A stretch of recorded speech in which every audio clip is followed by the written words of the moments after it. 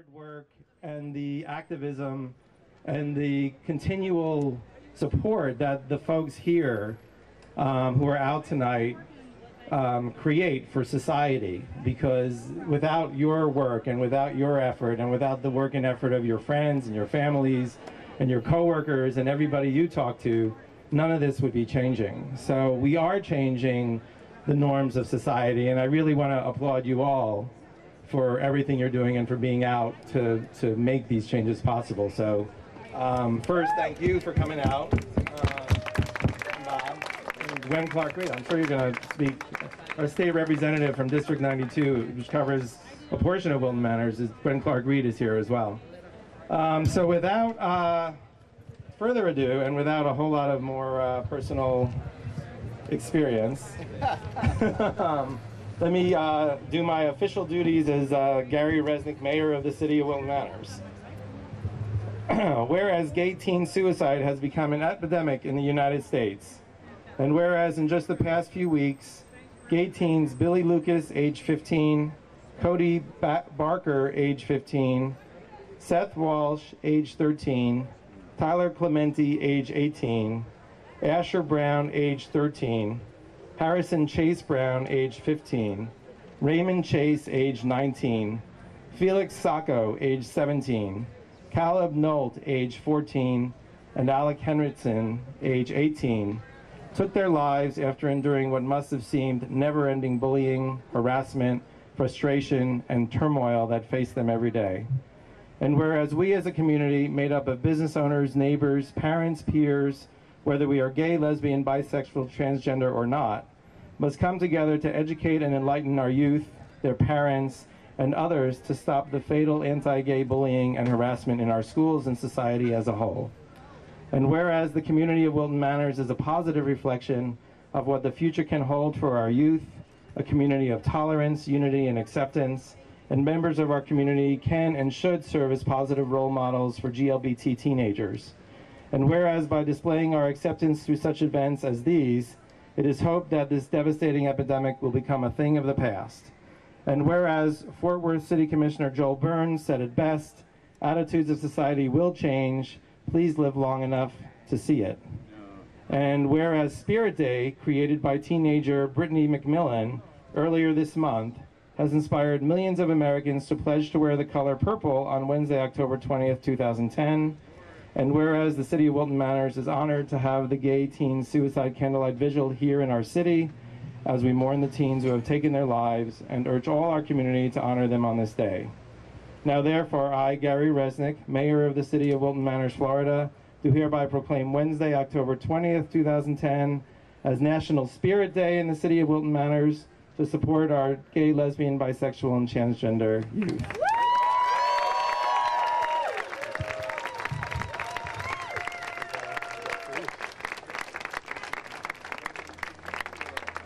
Okay, good evening, everyone. You know, I was here, must have been back in the spring sometime, Ari, we were here earlier for a vigil. And we are here again. And I know that State Representative Ari Porth, who's here this evening also, very instrumental in having legislation passed this year in the legislature. And we are going to be working, believe me, to get rid of this bullying of anybody. It's not good for anyone, regardless of who you are. And it starts at home, and we have to teach our parents, have to talk to their children, and tell them that it's not going to work. We have to show tolerance for each other. And I want to say to the mayor, thank you very much for allowing this vigil to be held in Wilton Manors, and that Broward County really steps up to the plate. I'm very proud of this county and very, very proud of this city. So this evening we will mourn those who have taken their lives, but we will also speak to the movement of getting bullying out of this country. Thank you. Thank you everyone for coming. We are here today because 10 young people were bullied until their spirits died, and their bodies soon followed. Some were bullied because they were gay, others because they were seen as gay. I know it's hard to keep in mind when your head is being flushed down a toilet, but bullies are always cowards. They only pick on someone they are confident won't fight back or who doesn't have enough friends to protect them. They are two-bit, lily-livered, lying, sneaking, swindling, thieving, cringing, mangy, clavering excuses for human beings. I don't think she should talk about Dean Cameron that way. You expected me to be polite? Polite is for tea parties, and this ain't no tea party. And now for some preaching. In the story of Abraham and Sarah, Abraham is 75 years old at the beginning of his road to destiny. His wife Sarah is not that much younger. Whatever life he had or associations that gave him support and identity, he is going to leave them behind. He had been promised by God to lech lecha, to up and go to a new place, a promised land, to his truest self. Typically, if we are told to up and leave our home, we would be told how fabulous is the place we are going. But that's not what God says next. Instead, God says, I will make you a great nation. I will bless you. I will make you famous. I will make you into a blessing. It's almost like those old Hollywood B movies where the promoter takes the young ingenue aside and says, stick with me, kid. Let's bust out of this podunk town. I'm gonna make you famous.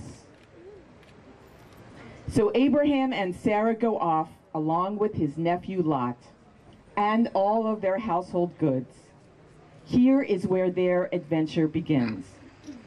You might think that Abraham would have a good start, but at the first sign of trouble in Egypt, he tells Sarah to lie and say that she is his sister. Otherwise, they might kill him to get to her. Now, a feminist reading this section would be pretty perturbed at old Abe, because regardless of what happens to him, she is going to be gotten by Pharaoh. Abe is not such a brave protector of his partner, whether she is his wife or his sister. But Abraham and Sarah gain a wonderful and significant learning from this event. Abraham is a changed man. When Lot is taken captive, Abraham rescues him. When he wins a great battle, he refuses to take any spoils. Sarah changes also.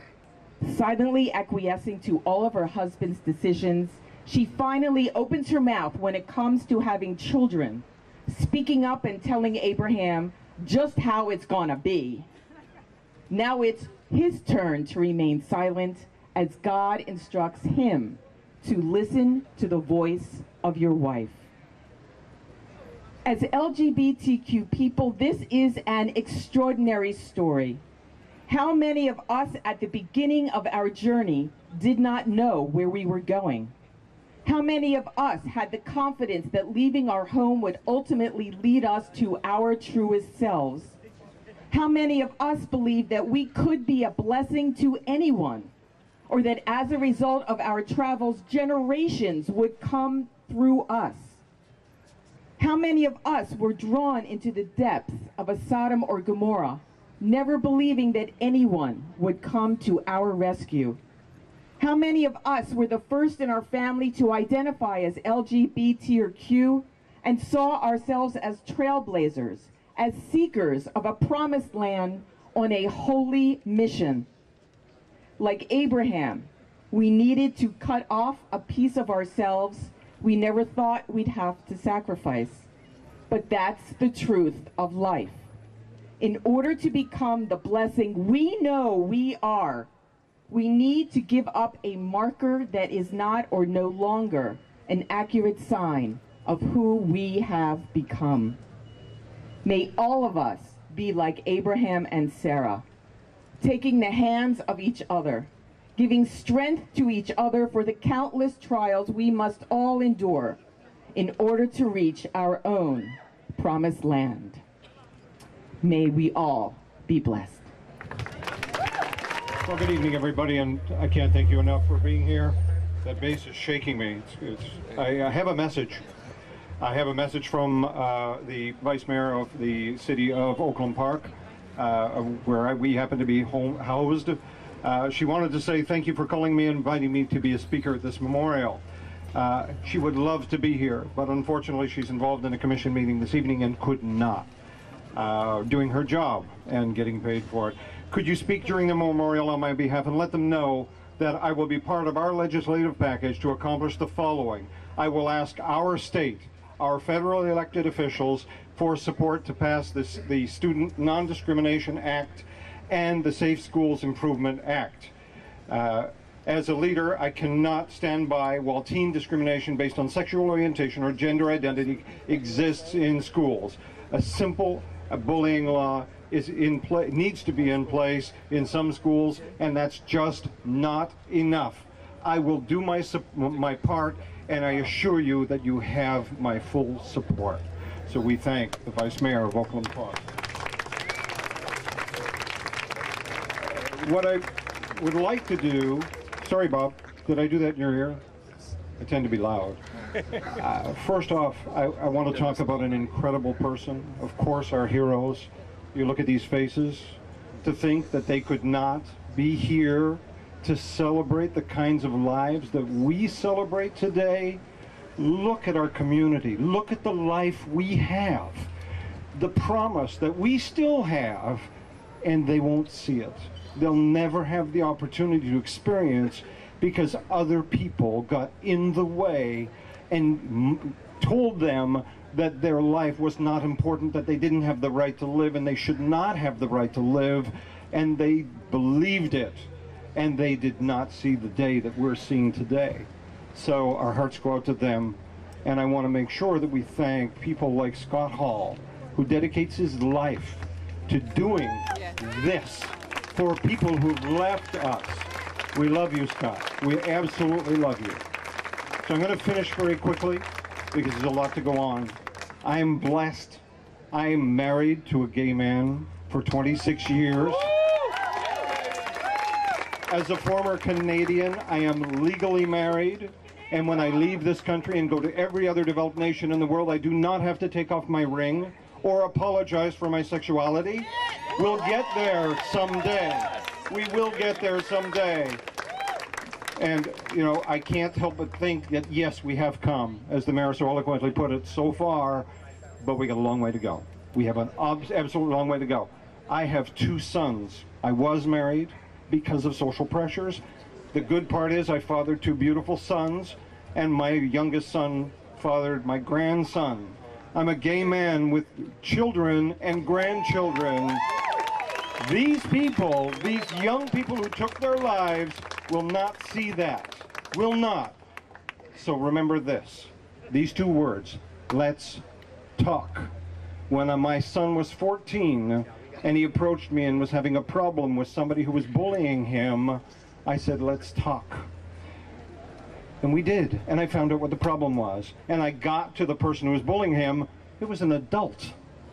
3 months later, my son was legally blind. Not for any fault of the bullying, but because of a very unusual disorder. So Let's Talk was very powerful then, and we need, because we're here, we get the message. We need to talk. So when you leave tonight, the two most important words, let's talk. Thank you very much. All right, so when Scott asked me to speak, I actually hate to do public speaking, and I really don't like to see a lot of people, so if y'all would just turn around and look the other way, that would help me. See, one person did it. God bless you. I just think a couple things. First off, it starts with us. It really starts with us and within. And we can come here and we can say rah, rah, rah, and we're going to wear purple, and we're going to go, and we're going to be proud, and we're going to do it. But our actions and our words must meet. They must meet. Yes. So when we come out and we say, oh my God, you're so gay, or we ask somebody, did you Jew him down? That is wrong.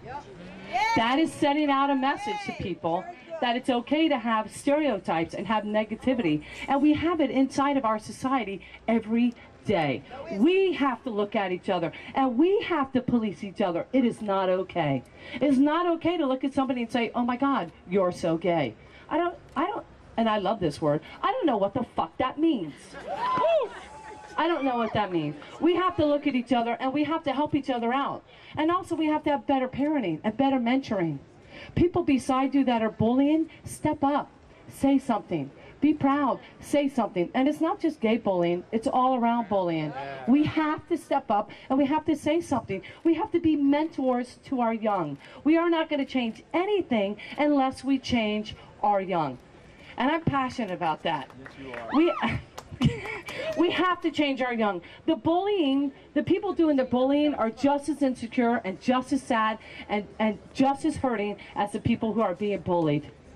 That is a learned behavior. Nobody came out of the womb with hate. Nobody. Nobody in here came out of the womb with hate. You learn that somewhere, somehow. We have to stop it.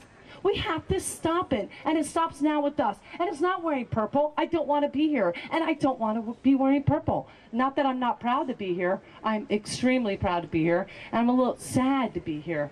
We should not have this day. We shouldn't have it. There should be nobody committing suicide because they're gay. It is 2010, for Christ's sake, people. It is 2010.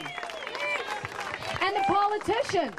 I love all our politicians, but the politicians are saying, it's okay, you'll be okay. No, it's not. Give us equal rights. Stop it. You can't tell us we're going to be okay for being gay and then subliminally tell us, oh, we can't serve in the military. Oh, we can't get married. That's bullshit. You cannot tell me that I'm okay, but not give me my rights. I should be able to walk hand in hand with Nancy in any part of this country. Any part of this country. Nobody decided to be straight. I don't know why in the hell anybody would decide to be gay. Nobody. I'll never forget, my sister looked at me, she goes, well, how do you know you're gay? You didn't sleep with a man. I'm like, well, how do you know you're not a lesbian? You didn't sleep with a woman. Makes common sense to us, but every now and then they look at you like, what? What was that? Because it's common sense. Nobody would choose this lifestyle. Nobody would choose less rights. Nobody wants to be bullied and picked on. Nobody wants to be wearing purple, standing at Georgie's parking lot. Nobody. But we have to start with our young, and we have to start with ourselves. And our actions and our words must meet.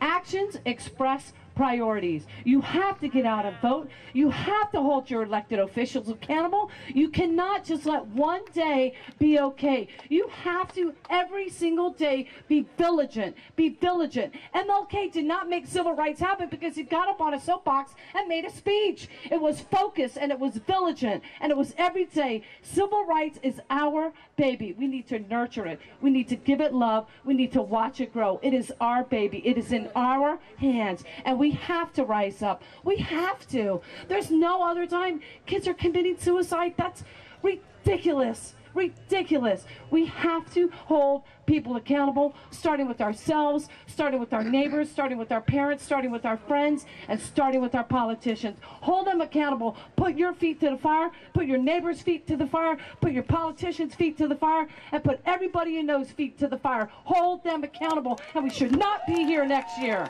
No way.